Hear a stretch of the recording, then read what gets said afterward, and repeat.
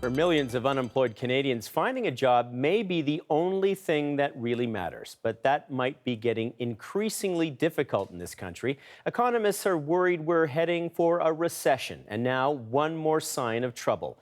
Businesses are cutting back. Take a look at this. After the last recession, Canadian businesses have continued to spend more and more. Things were looking better and brighter, but no longer. Statistics Canada says spending will decline this year for the first time since 2009. And when businesses spend less, they're also hiring less. And that could also be bad news for Stephen Harper, hurting the Conservatives' chances for re-election this fall. Senior correspondent Terry Milewski explains why. Terry. Well, Mark, a growing Canadian economy was supposed to be the Conservatives' strongest card going into the election. But now many experts say it was not growing. It was actually shrinking during the first half of this year. If so, that is the definition of the R word, recession. Around us, the global economy faces instability and strife.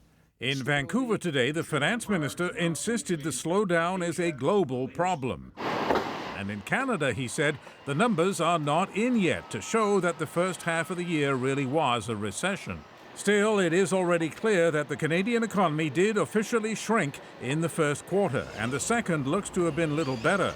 The government blames it on the prolonged slump in oil prices and on other things that it cannot control, like the debt crisis in Greece, which is having a ripple effect throughout Europe and around the globe. What concerns us is are the external factors, the fact that we've got this instability in Europe. But Joe Oliver says those external factors would have hit Canada much harder if it were not for Conservative policies, and that things will get better in the second half of the year. Virtually all the economists that I've talked to see positive growth for the Canadian economy for the year overall. There is wide agreement on that. Even this economist, who's already declared a recession for the first half of the year, says things are turning around.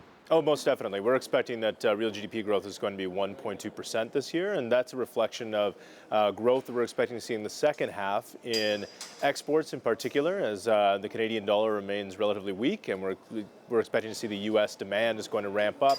But that still leaves a political problem, because even if things do pick up, we won't really see the proof of that until after the October election.